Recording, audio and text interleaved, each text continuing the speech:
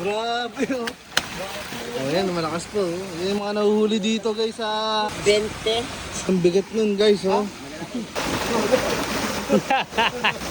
Laki ah. Laki oh. Ayan oh. Ito ako. Yan. Ayun, buwan mo ako. Kami nanghuli ng isda dito guys. Ayun oh. Mga nanghuhuli ng isda. Ha? Snagging. Walang pain yan guys. Oh. Nangunguha ng isda habang mataas ang ilog. Kasi dito guys maraming dory. Huli ni sir oh.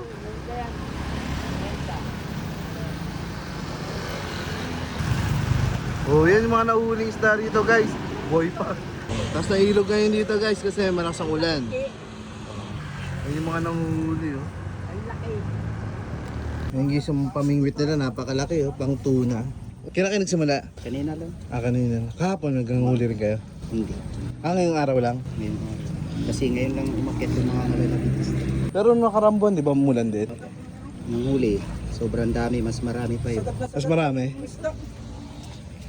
Nasa ilalim. Oo, sagad. Nasa ilalim na yung mga isda eh. Makakit yan ng ano yun no? Muntalban? Diretso yan sir. Makakit sila ng Muntalban guys oh. Yung mga malalaking ano, kremdori. Tignan natin.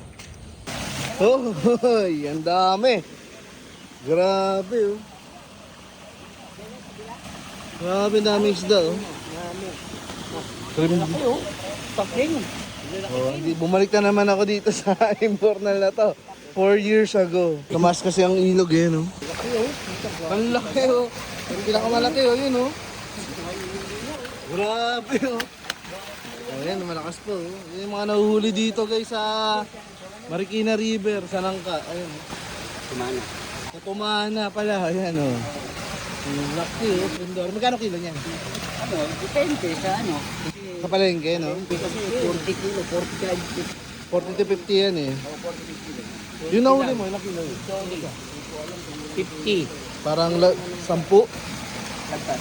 Nagpa 10 yan. Lampas guys, ang ang laki, yan. oh. Lampas Oh, ang laki oh. Sarap yan. Sarap. Ayun oh, merong mga ano pa, may itlog pa raw eh, no? Ang laki oh. Saka wala kayong pain eh, no? Snagging yan guys, yung ano nila. Sistema nilang ginagamit. Parang hinuhook. Ang dami oh, ang laki oh. Kaya. Ilang peraso na huli mo? Apat. Ito mga nasa Grabe. 20. Mga 20, 18 kilos. Lagpas. Mga 20. Grabe ang bigat nun guys oh.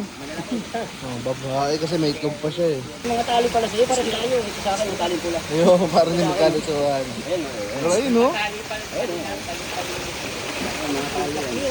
Ang laki oh, yun oh. Ang lakas din oh. Dahil sa akin, yan. Matindi nga ito eh. Yan yung mga nanghuli ng isda rito guys, dito sa ano. Yung mga nagstago, yung isa lang yung gagamitin ko ng huli ng kanin. Isa lang hook mo? Oo.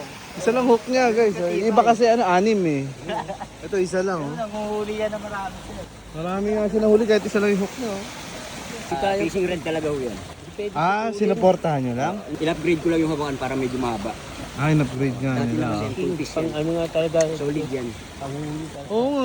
Fiber yan, fiber. Fiber para Pang 40-50 kilos.